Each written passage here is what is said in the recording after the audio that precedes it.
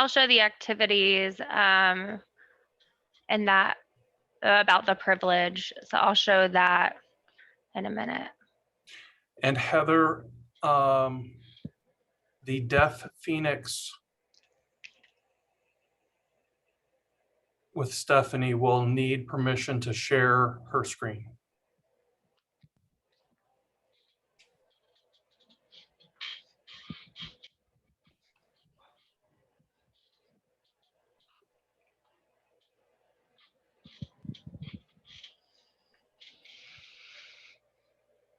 Look at all these wonderful people filtering in.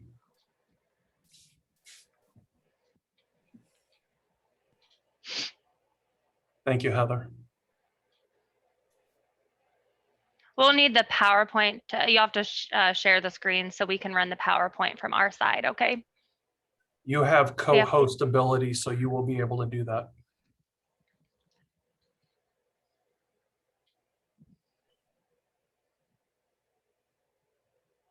I don't think I am the co-host. Let me see. She might have it.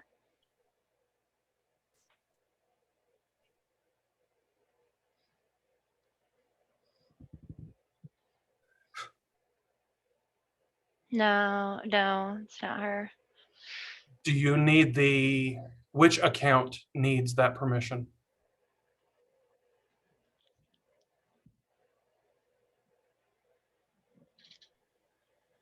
Can you make Catherine the co-host, please? Katie? Carrie. It'll be the Stephanie Bowman account.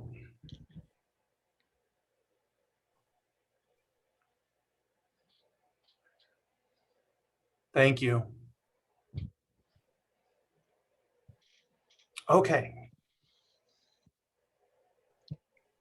Thank you everyone for bearing with us while we get this set up.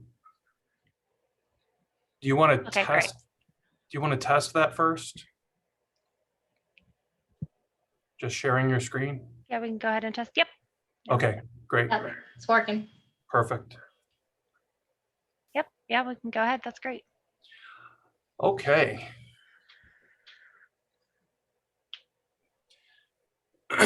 Let's get started. I'd like to welcome everyone today. My name is Tim Bowman. I'm the chair of the Diversity Learning Community for ACE. And with me today is Latasha Ford. She is the co-chair. Hello. This will be the last of our 3 webinars for this past year. And today we have with us Stephanie Bowman, who is the CEO of Deaf Phoenix, a not-for-profit organization in Columbus, Ohio. Stephanie is deaf, and she'll have 2 American Sign Language interpreters that will be assisting her. Their names are Laura and Alicia. They'll be taking turns.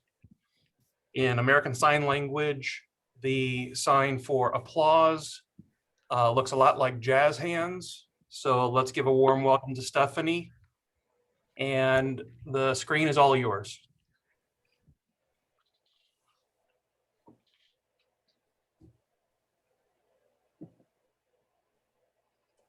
Okay, thank you so much, Tim, for the introduction. Also, thank you to Latasha for doing this, the webinar, getting everything, including. Hold on, sorry, 1 second. I need a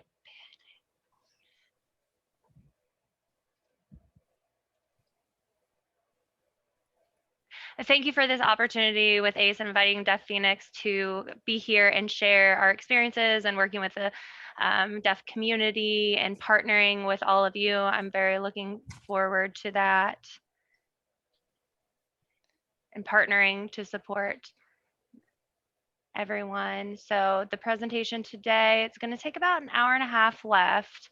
So that means we're going to be signing and presenting everything. And if there's any questions or anything, you can put that in the chat box and just let it, at the end, if we have some time left for a Q&A session, we'll, if there's no questions or anything, everything will be open at the end to assist with any questions that you guys have. And there are no right or wrong answers for us. So we're going to start with accessibility and inclusion with the deaf community and deaf clients working together. And our workshop topic is going to be talking about sensitive, triggering things, you know, memories, different experiences, just kind of discussing all of that, feedback, supporting each other and socializing with the deaf community. And, you know, some people aren't very comfortable sharing things because it could be traumatic or whatever the reason. You can always email us about that. And Deaf Phoenix is nation or statewide.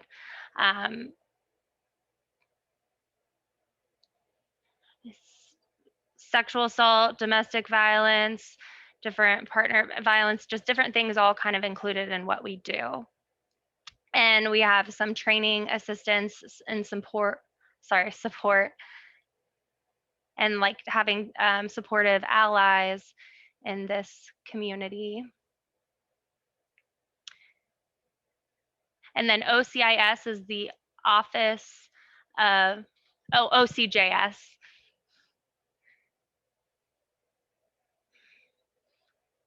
Through a VAL grant, and they're, you know, they offer their services to help. Yeah, one second. Yes, thank you. And our project here is Deaf Access to Save, make sure that there is equality. And this was a development model by the DZA, Deaf Zone Access. And the model itself is to establish 5 different regions: Northwest, Northeast, Central, Southwest, and Southeast. And through support of other hearing organizations to enhance their own capacity to provide deaf services to deaf individuals through access. And that's one of the things that we're going to be discussing today. I'm really excited for this project, first of the year with all of you out there. Yay. So what we're going to do is, if you don't mind, Heather, if you'll go ahead and start the poll, the pre and post poll. Let's go ahead and do a test on the poll. Okay, if you have that. Okay, great. If you can, go ahead and click the answers, and we'll see the shared results.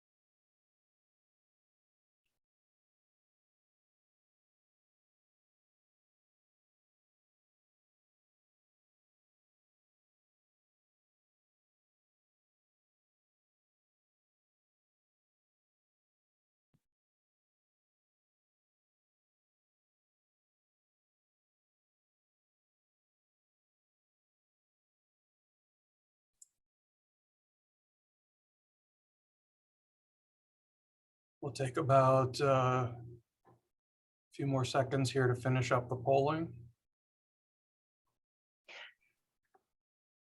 Yes, and this is just going to help us to see about your knowledge and improvement prior and after this.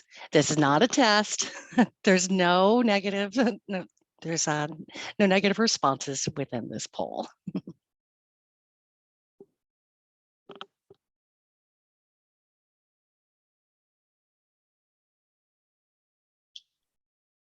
Looks like we're getting about 9 responses for each question. Does that sound about right for the number of people we have? 18 participants. Mm-hmm. Sound okay with that? All right. We'll end the polling there.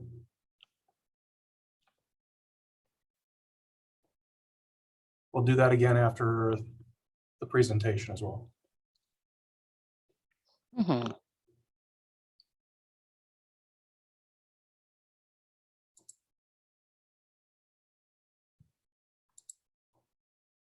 Okay.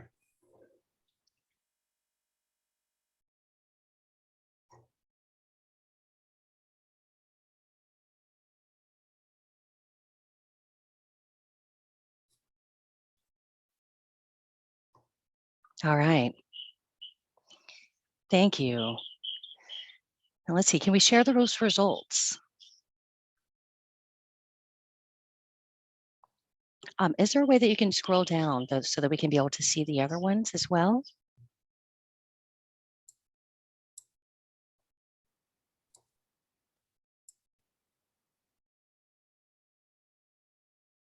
Yes, continue to scroll down. Okay, so about average as far as the response for the pre-test. Okay, great. Thank you so much. All right, yes, let's go ahead and close that out.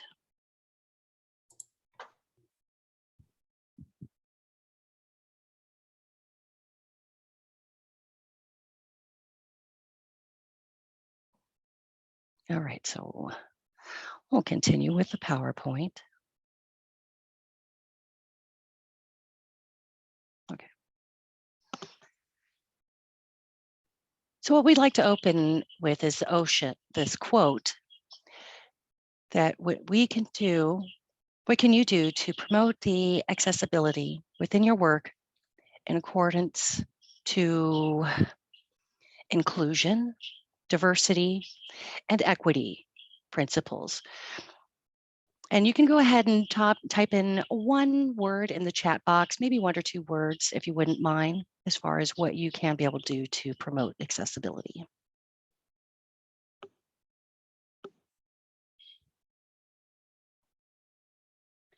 And as it is as an ally and supporting the deaf.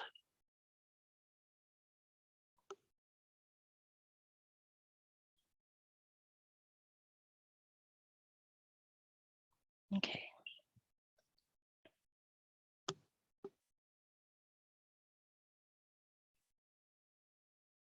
For example, okay, maybe you could learn some things that deaf people deal with.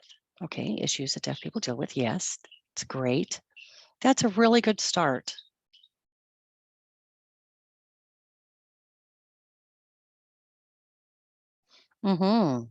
Adding closed captions to videos. Yes.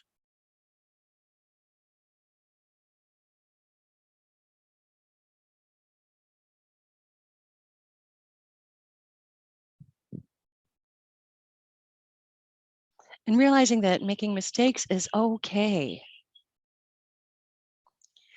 And include deaf voices in that content and making decisions and being aware of Americans with Disabilities Act. And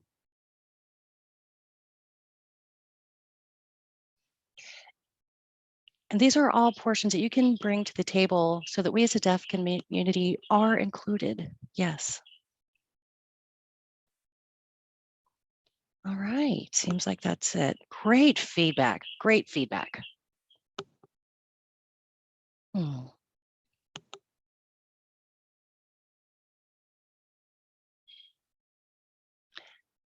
Nothing about us without us. And this is a quote, it means full accessibility. And how does full accessibility happen? From disability rights, and meaning that, you know, individuals who may have seen some type of participation things in just the world and giving opportunities to support and government access to resources and making sure that there are basic science skills provided for them, whether it be an ASL, and there's accessibility to resources and different types of accommodations. And as we go on, I'll highlight some of those accommodations and accessibility that can be modeled here. Now, what is a definition of types of accessibility?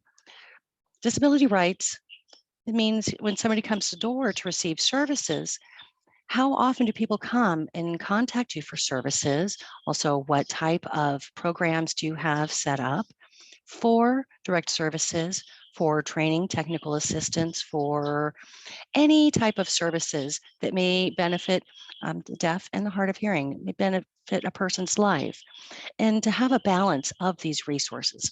Often, many businesses say, oh, I can't provide an interpreter. I can't afford that because I don't have the money for it. I can't. Because of often like small businesses, organizations aren't able to afford interpreters, they say, because, oh,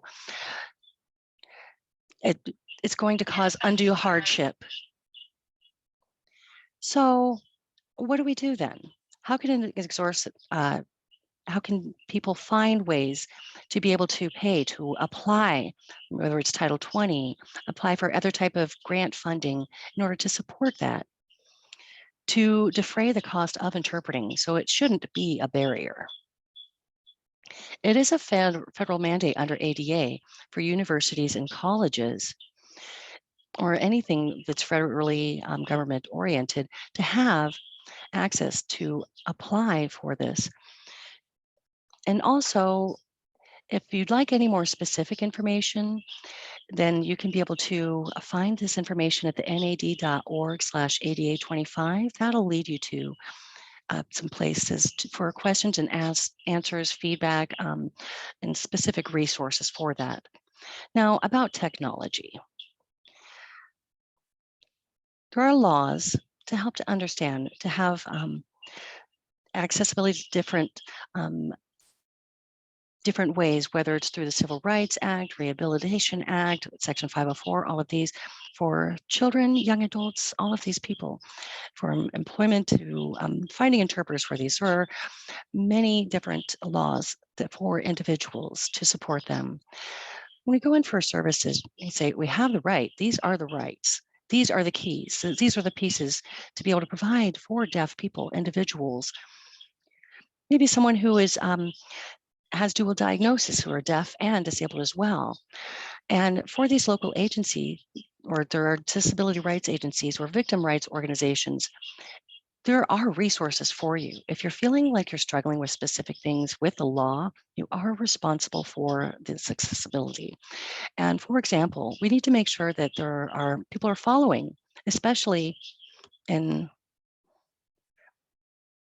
okay, at Deaf Phoenix, we get money from ODJFS, Ohio Department of Justice and Family Services, for that. And they require us to be know individuals' rights as well. And it's part of any compliance to make sure that no one has experienced barriers, and also so that you don't have loss of funding. It's very important to have this.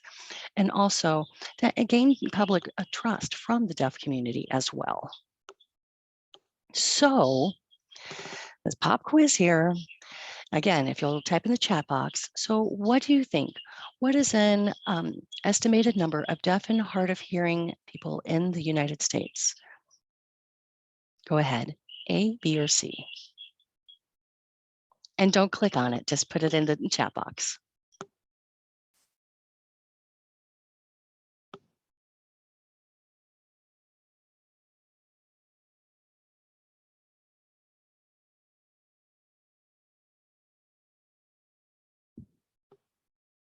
Oh, impressive.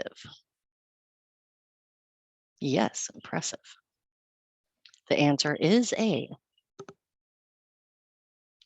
When you think of like any hearing loss, also people who are latent deaf, hard of hearing, then the numbers really increase. It's a very large amount.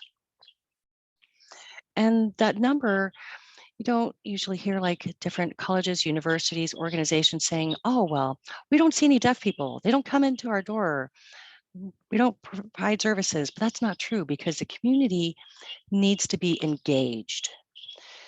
They need to know where to find deaf people. You know, the first step is that with your state and community centers for the deaf, Ohio has about 11 different community centers for the deaf. The number is shrinking right now, but anyway, for the community centers for the deaf, there needs to be accessibility for services. That's your best bet is to find those types of individuals through outreach with the deaf community. And we have found with those communities for the deaf are opportunities for Ohioans with disabilities as well, OOD. And that is a state government agency for disability rights. And you probably have some in your own state as well. And in the background, there are other services that are meant to provide access, you'll see here. So in meaningful access, where are you in this? May not be in Ohio, maybe in other states, but this can be a part of the movement to provide access.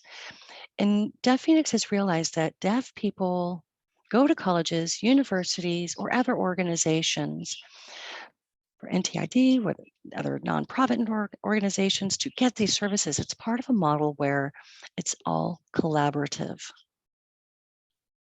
And that means that we can make sure that we address different parts of an individual's life, whether it's education, employment, healthcare, advocacy, the criminal justice system, just in collaboration to make accessibility happen. So in the corner, you'll see here the center access. There's also a grant, the Ohio Victims of Crime. And it's a model where it talks about the balance of power. Now, meaning that it's like what is defined by your organization for accessibility? And these three things can be attitudinal, physical, and programmatic. As for your organization, you'd say, okay, with our foundation, how do we design our programs? How do we design our physical accessibility? And how can our team view deaf people? View them about what type of services that we do. And with all of these different parts, we work to the goal of meaningful access. Now, first of all, back in the day, a lot of how deaf people were viewed, and you can see in different advertisements, whether it's TV or other things, now with technology and YouTube and Facebook, and with a lot of different Netflix,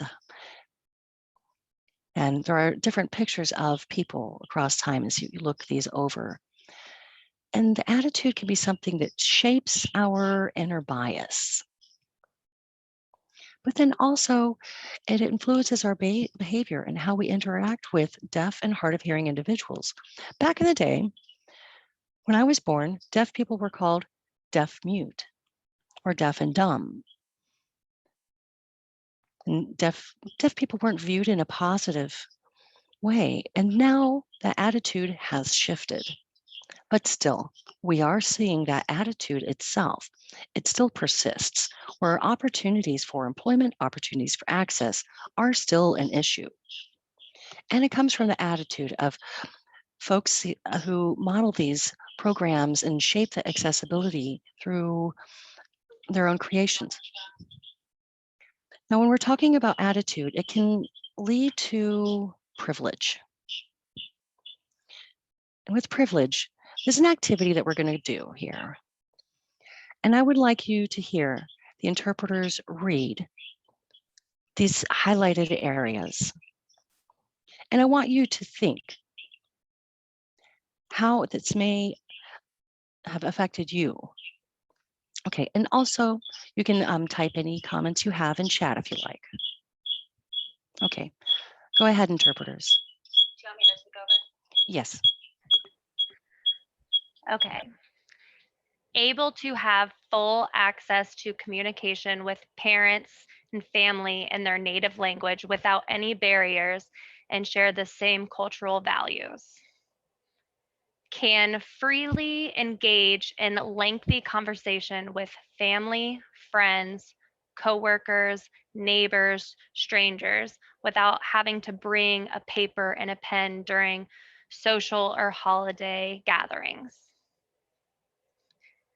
Not being reminded that research indicates that you can only read up to a 3rd or 4th grade level because your access to language, educational resources, and hearing abilities.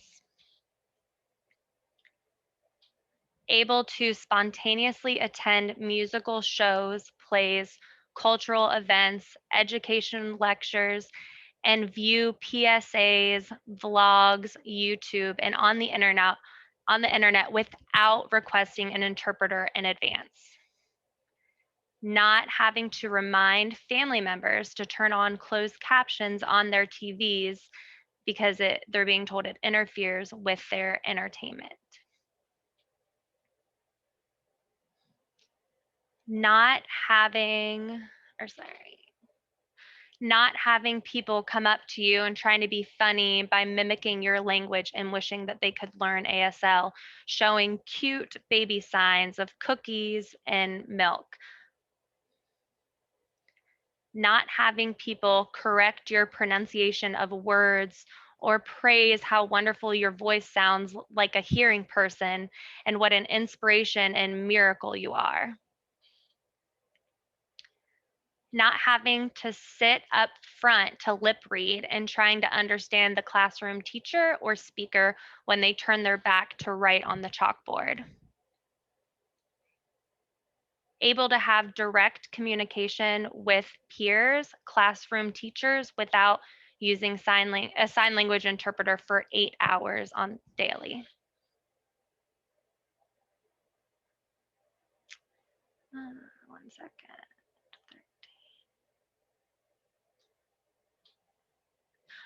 Able to hear warnings over the speakers if there's any change of plans or an emergency on a ferry, train, or an airplane.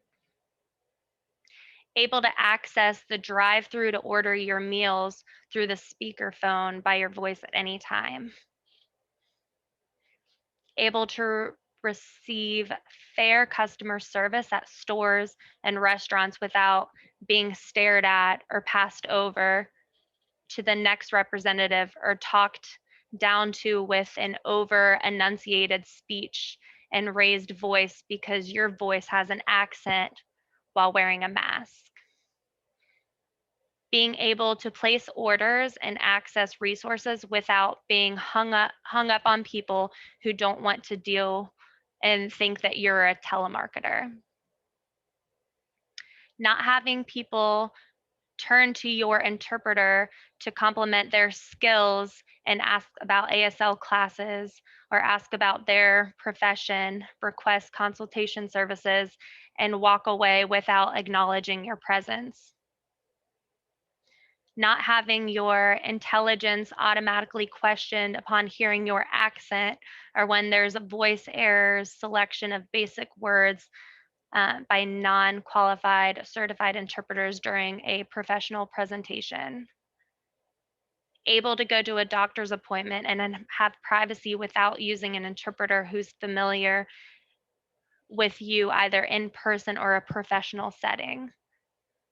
Not seeing deaf, mute, or deaf and dumb wording and professional documents being used to describe you. Able to secure a job based on your skill instead of the importance of your hearing ability. Able to take care of things, communicate with law enforcement, and access community resources without relying on a hearing abusive partner who controls the flow of information. Not asking people to move their hands from their face so you can understand what they're saying by reading their lips if they're not wearing a mask. Not having to suffer being physically touched against your will because someone wants you to be physically somewhere else and you don't understand that they wanted you to move. Being able to leave a message on Community Resources voicemail for emergency access to financial assistance and getting a direct call back. Not being confused because the person talking to you has a mask and it muffles what they're saying.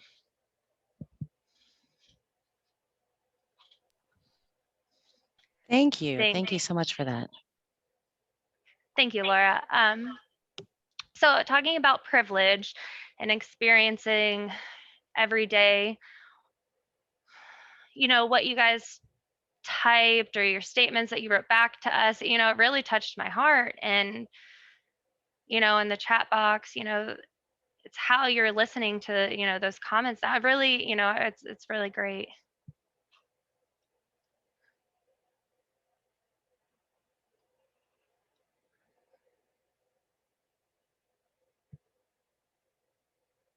Any comments?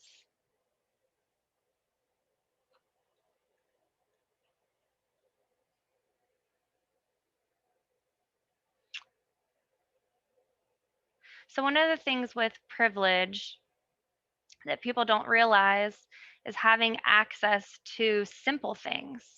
You know, listening to the radio, driving to work, you know, being able to have access to, you know, any type of event without having to, you know, request for something or waiting or, you know, applying for, you know, some kind of work order. And you're having to wait for an interpreter to come back or you have to schedule it later. So privilege means that you have equal access and you recognize that privilege and how it affects other people and that you don't have that same privilege. So, you know, everything's set up for hearing, for audio access, and how, you know, everyone's speaking English well and knowing how to read and write in English and leaving the other people that don't have those same skills, you know, if they don't hear well or don't speak well, you know, they end up getting left behind. The chat, okay, there we go. So all of the privilege.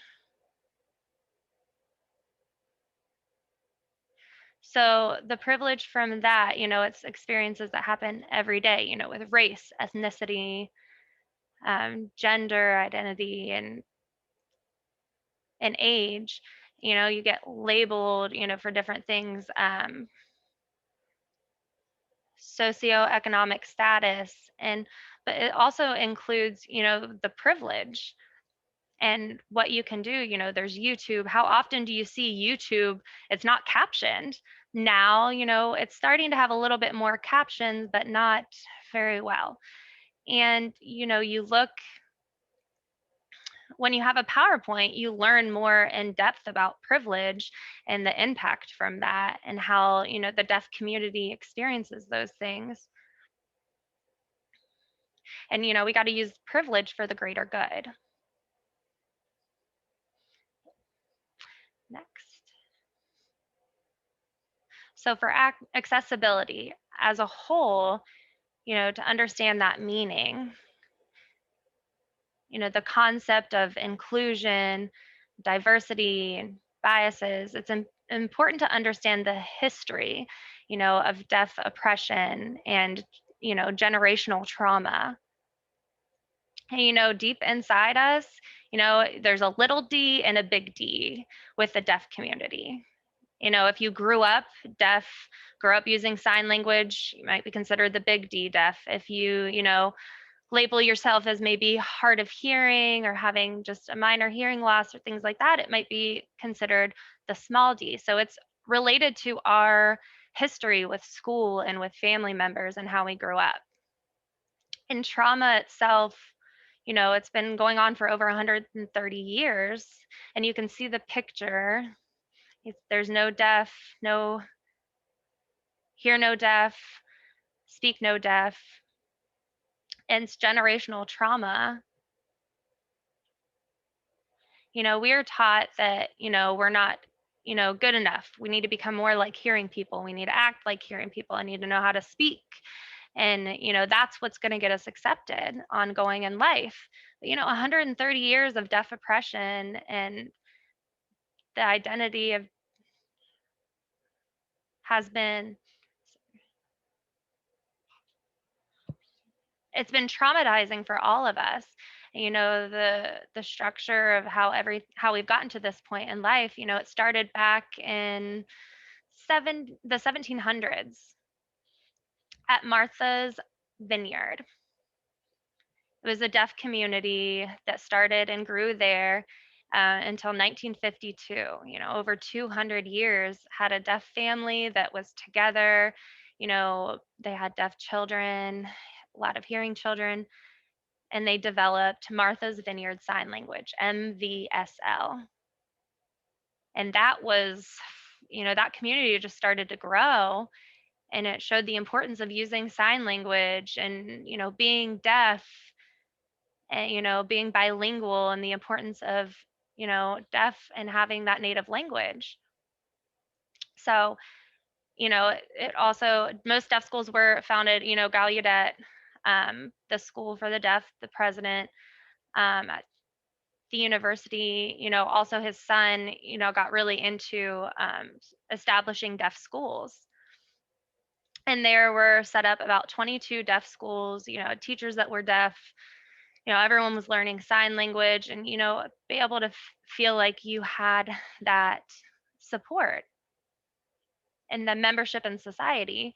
And then the conference, after the Milan conference in 1880, there was no advertising. No one let anyone know that for the deaf teachers that they were not invited. So they didn't have the power to go to that conference and vote. There were only a couple deaf people that showed up at that conference. Most of the percentage of the audience was hearing. And then included A.G. Bell, and, you know, and there were only, and so they ended up voting and shutting down the deaf school. They were focused mostly on, you know, speaking and oral speaking, and they didn't have anything, you know, for deaf children that were being born. And there were a lot of people that were sterilized because they thought that they were going to continue to produce deaf children. And it was the dark ages for us. And that led to what? The term that we call autism. A.G. Bell he called eugenics. And that was the eugenics movement, you know, focused on oral and speech. And A.G. Bell, he had a school, you can see the picture here. It was, you know, very, very big. And A.G. Bell just had a lot of power, agencies, and, you know, just focused mostly on oral and, you know, getting hearing aids and cochlear implants, and not focusing on developing sign language in a language. So it was a battle back and forth over this. So, you know, you want to make sure that you have options, as many options as possible. So when a deaf baby is born, the parents have the right to find, you know, the best education system, whether that's a deaf school, going to A.G. Bell, you know, and some people decided they wanted, you know, to hear or and be able to orally speak. But A.G. Bell, that culture, you know, it wasn't developed as that. They forbid using sign language. So deaf children felt like they had no identity. 130 years of punishment for using ASL for deaf people. ASL was against the law to use. If you used ASL in a mainstream school, you would experience all of these things listed from, you know, a teacher or dorm staff. All of these things that are on the list that continued until 1990. And these activities are just, or this list of things is, you know, is a traumatic time. And there were a lot of hearing people that had that power, and they had access to all kinds of information and all of our experiences. You know, they developed that power over us. Imagine the power, and, you know, and labeling us. You know, we don't have that power, you know, that education to decide anything. We were just labeled, you know, having a disability, and there was no ADA. At that time, you couldn't apply for Social Security, SSI. We had to be labeled. We had to have some kind of label, you know, hard of hearing, deaf, So from the perspective of the government, deaf people, they have a disability. It's cultural, and we had that cultural language, that history, that generation, all of that stuff, and we were often had battles with being labeled. And then this is what we call inspiration porn, when it's, a child that can hear for the first time. Everyone's like, oh my goodness, that's so great. And, you don't think about that. It's offensive. And the point of that is you have a choice. A choice that I can decide for myself, that later I want to become hearing, but I was born deaf. That's okay. Let me, I grow up as a baby. I don't have that choice. It mentions also deaf people, we're not good enough. You're not able, enough to do anything. So for a baby who, first, contact with the parents, they go to an audiologist and they'll say, oh, we advise you mainstream, they got to learn English, hearing aid, cochlear implant, don't do sign language, they won't, they got to learn English. They got to learn English. And that, 2009, for children to have, access to sign language is important, because 90% of deaf children are born and have hearing parents that don't know sign language. They don't have any kind of structure or foundation or any knowledge of that culture, and it impacts that child. So how do we know what our rights are, and, to be safe and, pass along that information, that people have a choice? And how do you make that decision?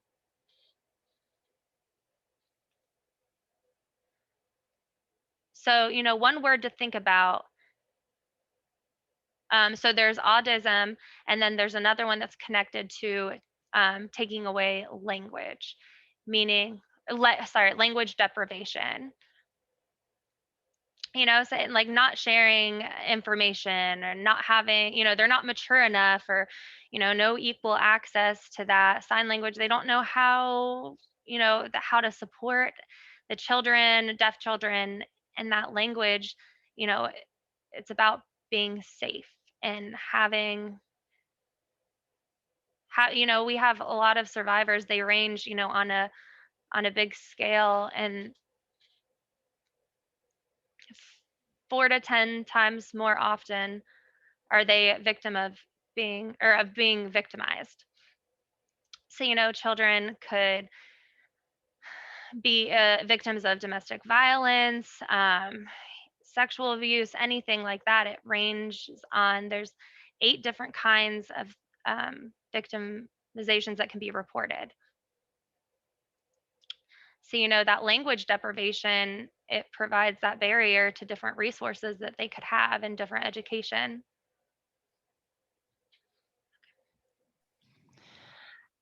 So the point is experiencing all of this trauma but still we resist. We resist because we have these life goals. The most important goal is to hear from the deaf community in having these experiences. So what's the number one thing? Tell me, what is the number one thing? Type in your answer for deaf individuals goals. Which one is number one, do you think?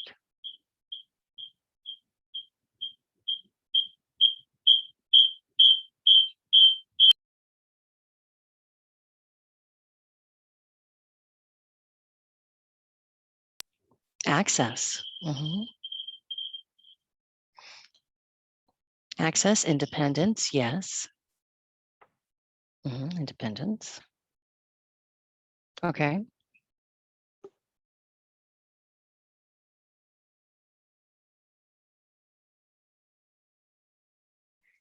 We see, oh yes. Access and independence. And communication, yes, definitely. That is it, communication. That is number one right there. Community, 2, access. Number 3, independence. 4th, safety. No, we find that safety is parallel to communication. Mhm. For the deaf community, that means that your work, that if you promote communication and accessibility, meaning that it's safe for the community to get services. Okay, thank you so much. So we'd like to show you through the journey of trauma. So what do we do? How can I function as an adult and access resources?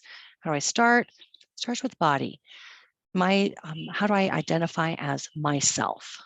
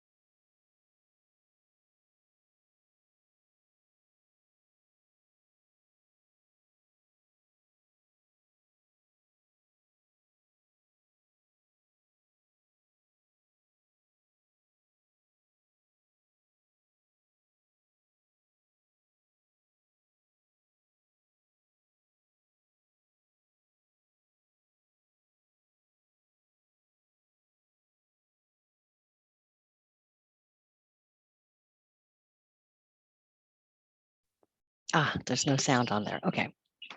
That's on purpose. That is intentional.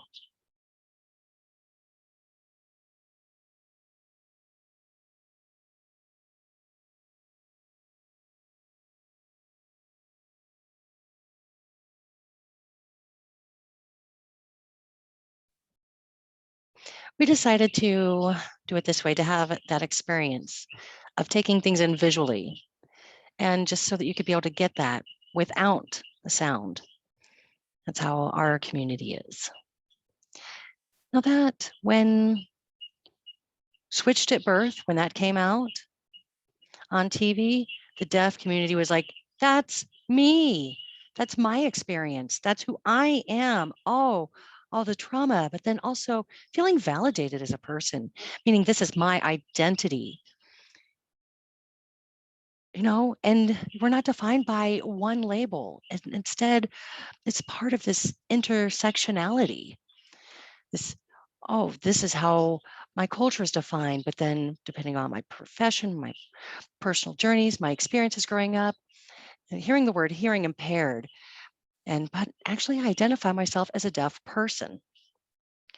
And how my approach, someone else's approach to the deaf community, this isn't one size fits all.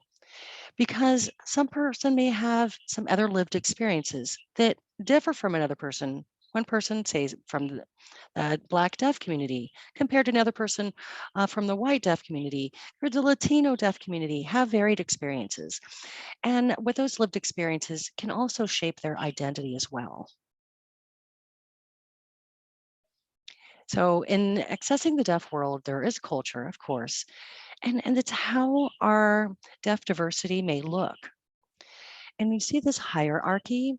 Now, right now, the deaf community is going through their own grassroots movement, and we're trying to figure out how to pull all of these different places together under one umbrella.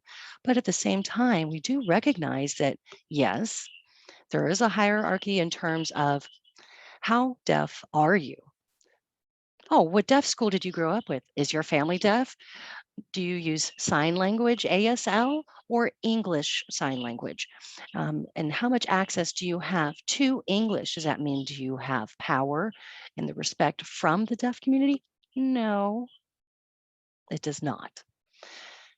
Because there is a lot of things in the deaf community, it's more deemed as powerful if you have deaf family going to a deaf school rather than the person like me who grew up with a family going to a mainstream school and going off to college. There's all of these slew of things and this intersectionality of how identity happens between the individual's needs. And those do all need to be considered when providing services, because at the same time, for each individual person, you need to think of like one size does not fit all. So it doesn't mean, okay, yeah, I may be deaf, but I may be deaf from France. So I might have an accent or sign differently, or the way that I communicate. So for the deaf community, 70% of us consider ASL to be our first language, but we still feel that oppression. It depends on the deaf person's experiences. And there's a diversity in communication styles. Some people may not really have been allowed accessible understanding of English as a primary language from the United States. The work that we do with communication, we're thinking about creating accessible language within the access. So where to go from here?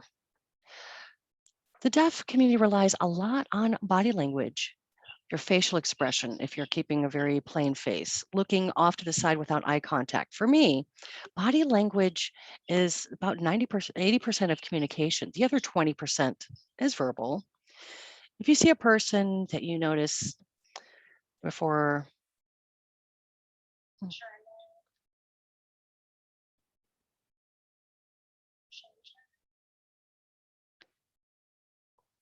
I'm sorry, I'm sorry, I missed the person's name. Angela Merkel. Thank you. Thank you. I'm sorry.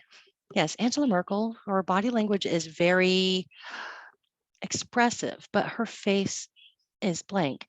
And as well how she would open up to sign language and then close herself off. And then how she would communicate. It's important that the community, actually, the deaf community needs eye contact. There's a lot of power in body language. It's not nothing. The other thing too is it's important is in deaf culture, we're very sensitive to, this is pre-pandemic, there's a deaf Bing. You have to keep eye contact during a conversation. If you look away, then the conversation stopped. If someone looks away, you feel like, oh, this is a person you can't trust. If someone who may be hiding something, you think about from the deaf person, maybe someone from a different country, they don't make eye contact, but you need to think about this deaf person in America instead of a deaf person from another country. There are differences in those in culture relating to eye contact, physical contact, tactile contact, all of these things. And just try, like maybe banging on a table to get someone's attention or something along those lines. I've noted frequently deaf people, individuals will tell me, yeah, my partner, my husband or my wife is a kind of a loud person. They don't recognize some of the things that they actually do. It's just something that as a deaf community, we do things, for example, of like, we may, pre-pandemic, we would hug a lot. We had close relationships. Some of the time, like we would hug, but now with the pandemic, it's changed our world. And that's been really traumatic for us too, especially with masks. Now the masks are coming off. We may coming back to those behavioral norms for our culture. I don't know, we'll have to see about that. So for the community, if we're trying to get attention for someone, tapping them on the shoulder, don't like grab a hold of them. Just do that. Often a person will come up behind me and it makes me jump out of my skin. But there are some cultural values and norms where, whether we say we grew up on a farm or in the city or places like that, some other do's or don'ts. But if you see these, I wish these things when I was younger, I wish I knew about these. For the deaf community, these are like no's. These are some things that might be helpful for you. The important thing though is that just like number 7, don't imagine like you're deaf. Like if you get pulled over by the police and the police, the officer may know sign language. Who knows? Maybe their parents are deaf. You could get a ticket. That has happened out there. Or maybe say telling a deaf person, oh, no, I'll tell you later at a conversation, or I'll talk complimenting a person about their writing skills, or things that, just when you're collaborating with the deaf community, these are some things to keep in mind. All right, let's take a breather. So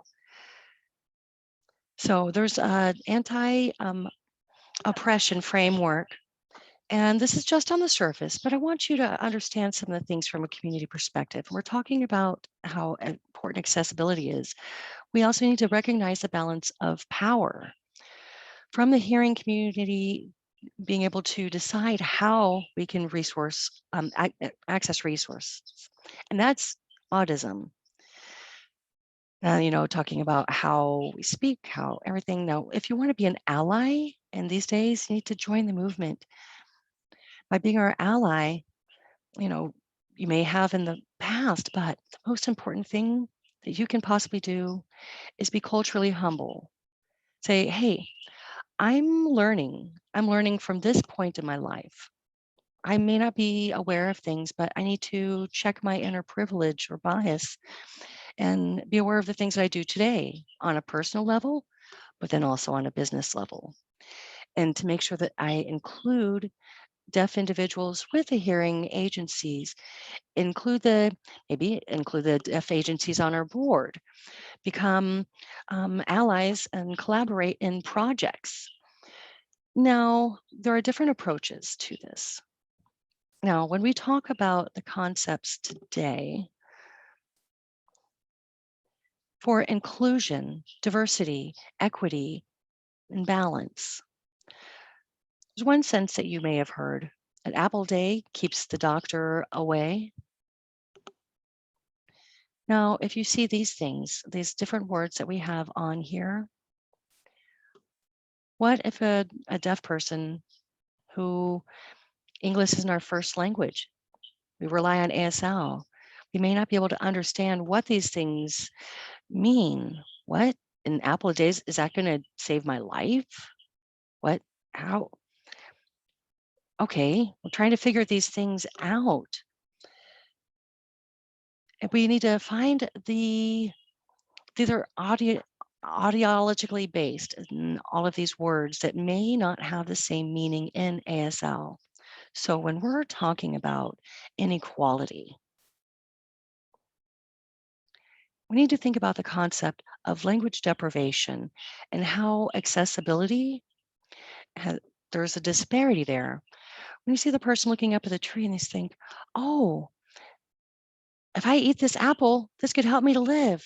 But if I can't get this apple, then what kind of health issues am I going to have?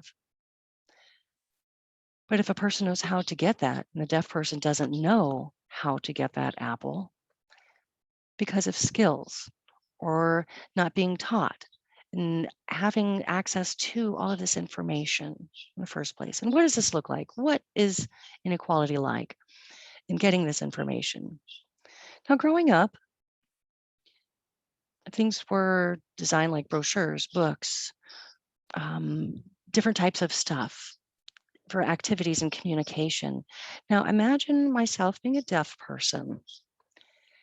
And, well, if I were a person to design materials in order to make things more for a visual person, if I was working in the healthcare field, maybe you don't have any idea of what a person's health history, family history, what type of sexual education information they had growing up, whether they've gone to a degree, gone to college. With all of these things, going to a doctor, whether they're insured or not, the doctor may say, oh, I'm sorry, you can't come unless you have a family member to interpret for you. What if this family member isn't qualified? What if this person doesn't have the experience with the appropriate verbiage from the doctor, whether it's cancer, heart attack, disease, all these types of things. You know what I mean? The deaf person, if their first language is ASL and they're not fluent in these large English words, their life may be reliant on this person who doesn't have the signing skills to do that. And this is why it's important to have contacts with agencies. Now, when we talk about equality as well, also what's happening on where this person is able to grasp easily and benefit from this, but the other person is like, oh, I'm not quite close enough to figure out how to figure out my healthcare needs. I can't reach it. So what do? We need to find the tools in supporting and leveraging the equal access through the ADA and resources for the deaf as well, so that I can be able to go into a doctor's office or college or university and have an interpreter. So I can be able to access any type of, say, 4-H materials. So I can make sure that I can find the resources to be able to get assistance if I were, say, low vision, and just any type of assistance to be able to maybe hear better if I'm losing my hearing. And having that support by the ADA, whether it's now with technology, it's phenomenal.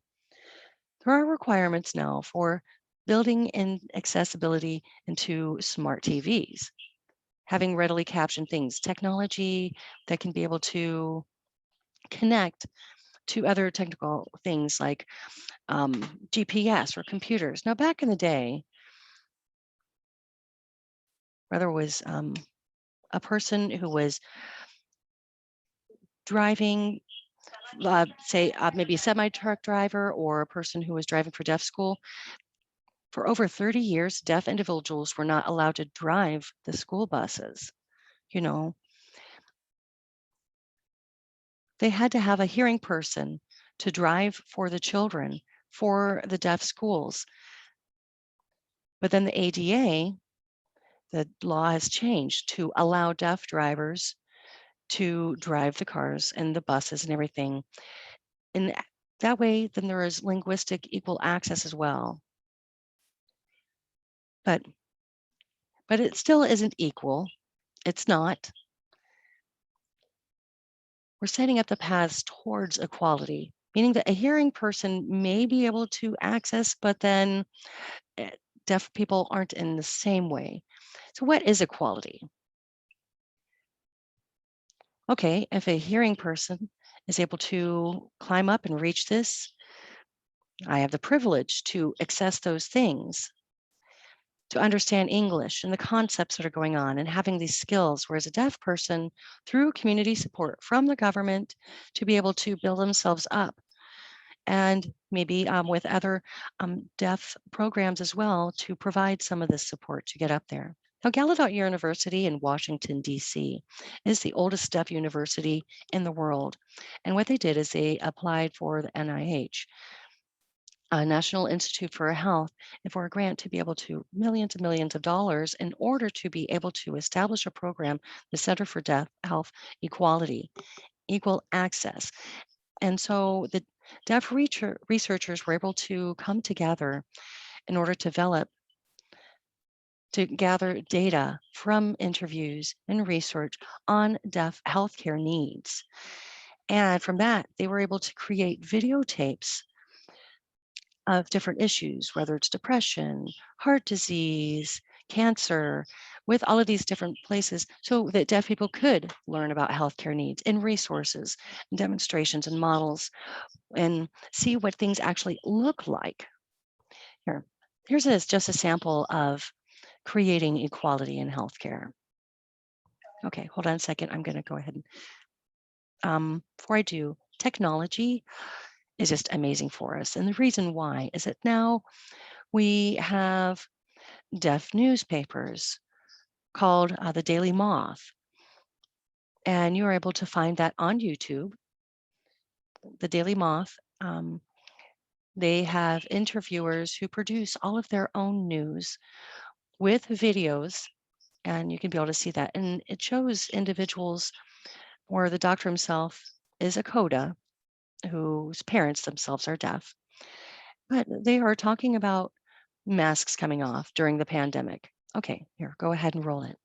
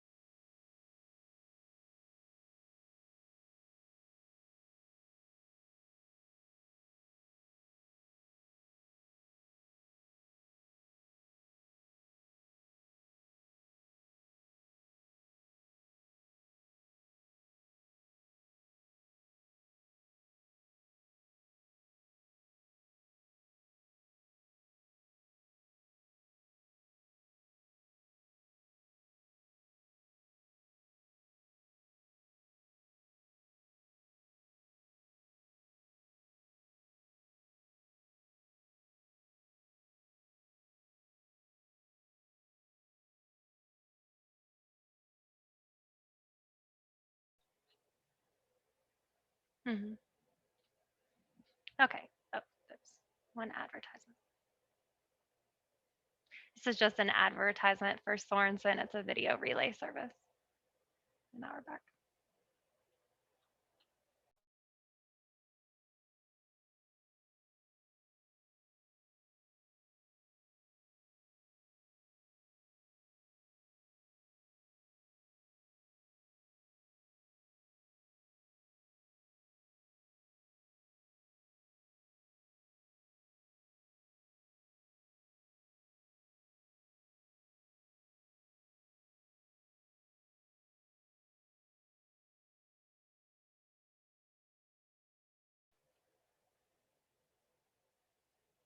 Okay, there's one more minute, I think. But I just wanted to show the example of, how the community, receives their information to have that equal access.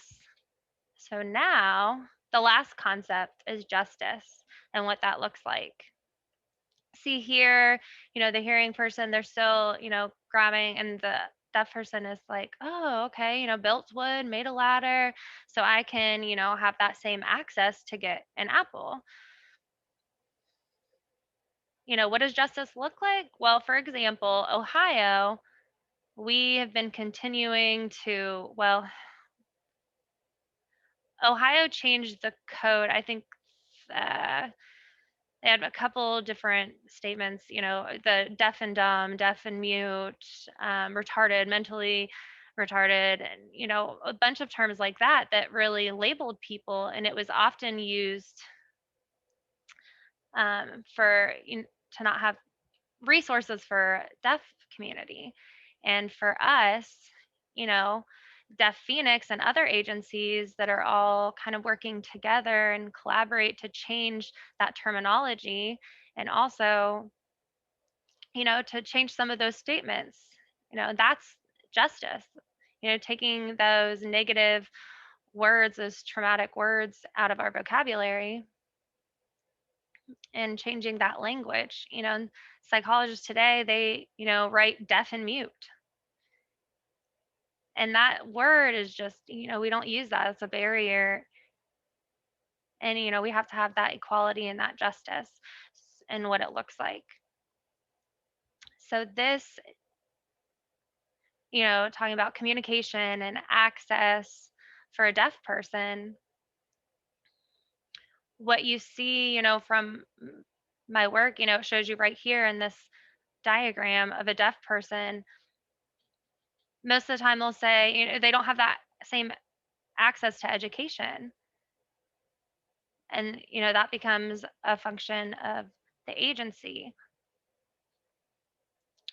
So it's really, up to you guys to have a welcoming environment, include that perspective part of your, program, and showing, for example, what that could look like, different strategies, communication strategies for that meaningful access for both, your body and virtual, because of pandemic and everything in the world now, what that looks like.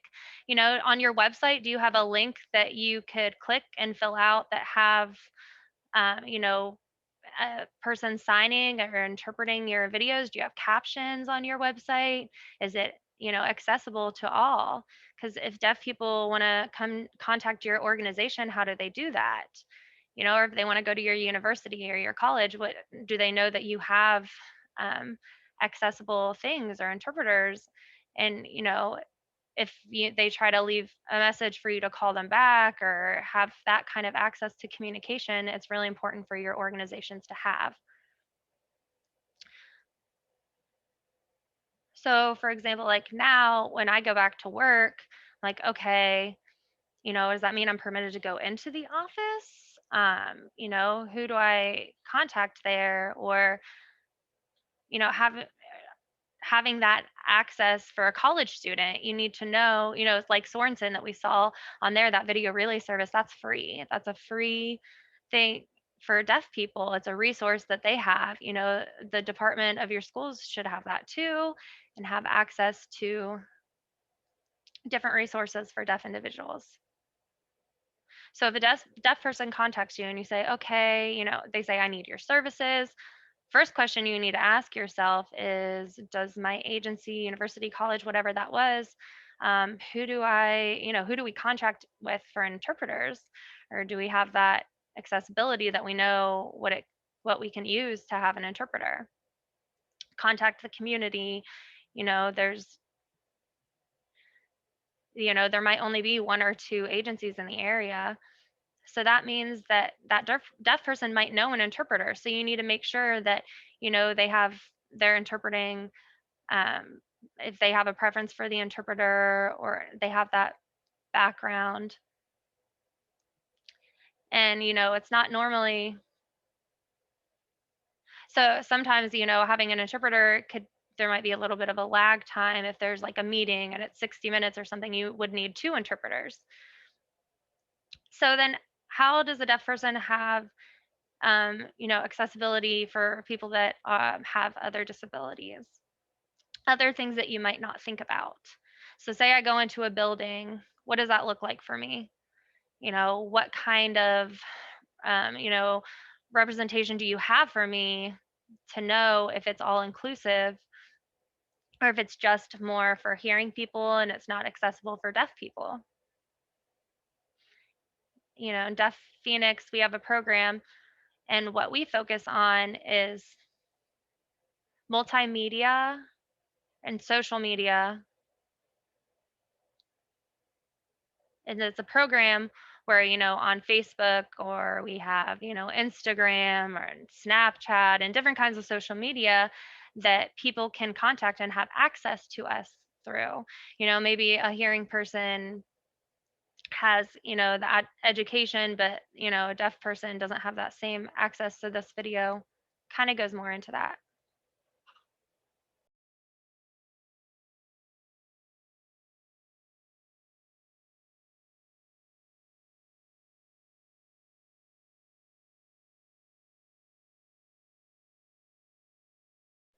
This is a sped up version, I promise. She's not signing really that fast.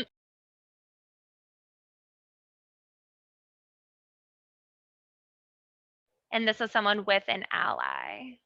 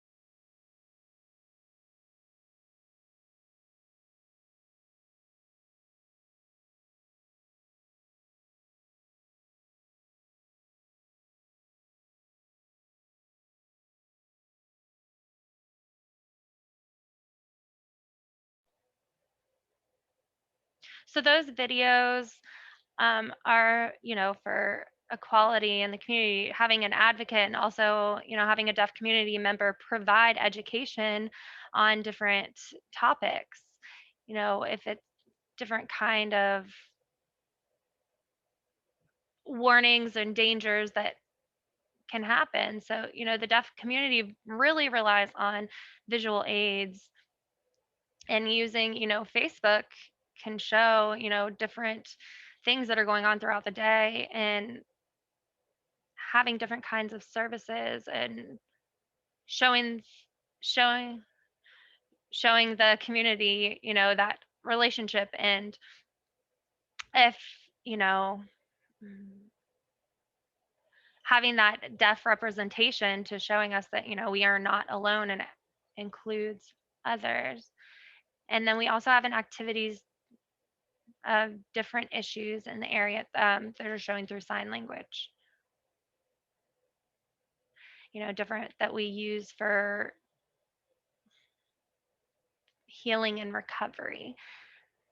So we also have a website. This is online for, we also have the hotline, and this is for sign language. And then, you can show what this would look like later for your organization, but this has the signs and then the captions, and have like PSA, public service announcements. I think there's a video. Yeah, there's 220 videos in the video library, and they're all free to use. You can download them and share with your community, different stories of empowerment, and what it looks like for us in the community can use those. And then we have a bunch of different activities.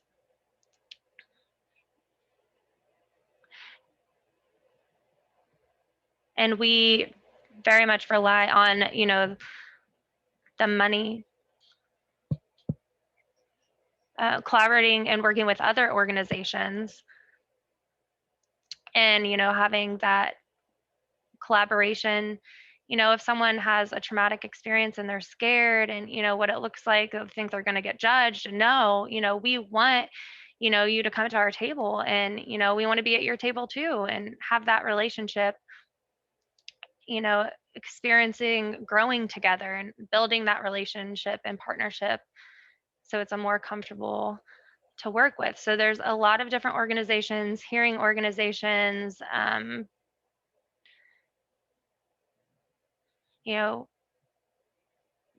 work with our own projects on building access and creating that access, and have other resources as well. So that leads us to our closing. Yeah.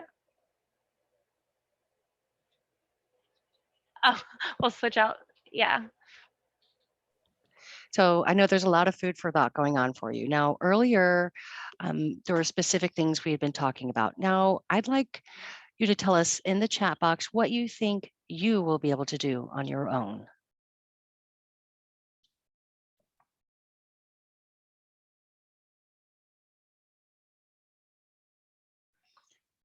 And I'm open up for any questions as well, if there's anything you'd like to ask or discuss.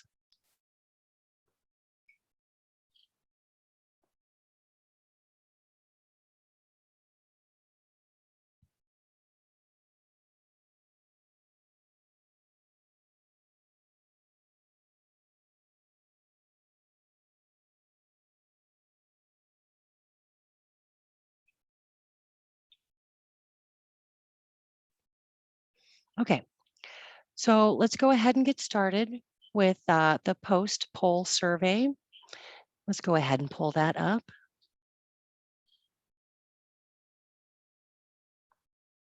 I would like to honor your time as well, so we'll go ahead and start that.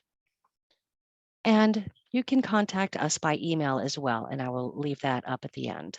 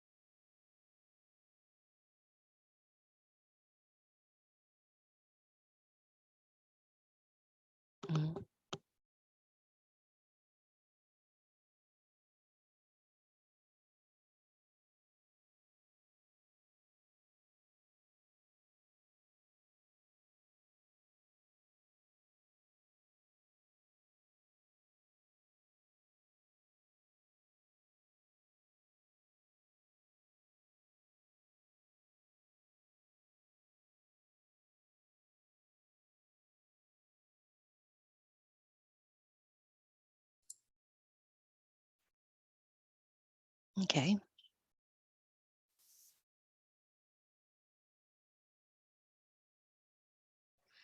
So what I'm going to do is go ahead and there are 4 people who have already responded. We'll wait till everyone else has had the opportunity. We'll give you a couple more minutes to do that.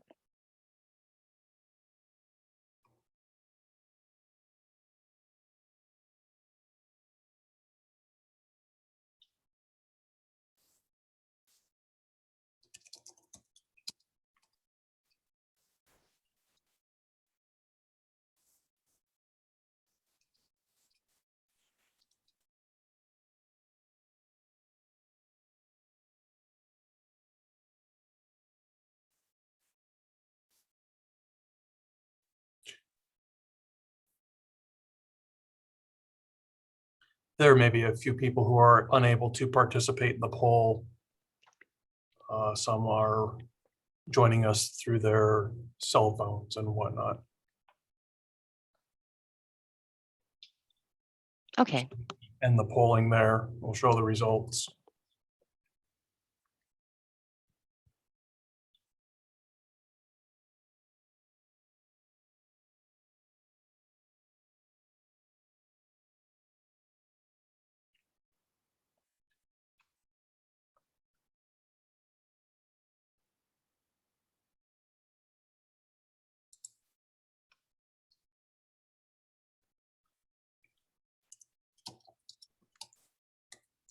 Okay. Well, thank you so much for the feedback. And I wanted to say again, doing this type of workshop for an hour and a half is not easy. And if we could, it could go all day long. But at the same time, we want to thank all of you and Letitia as well, and Heather too. Thank you so much for this opportunity, and I'll turn this back over to you. Thank you, Stephanie. Really appreciate your time today. Going to. Yeah, we're done with the poll. Get rid of that. And really appreciate everyone attending today. This and the other 2 webinars that we had this year will be available. They're already available. We'll post the links to all of 3 of these webinars for your later perusal. And again, thank you everybody for joining us. That hits us at 3:30. I really appreciate your time. Everyone have a wonderful day. Thank you. Thank you. Great presentation. Thank you. Yes.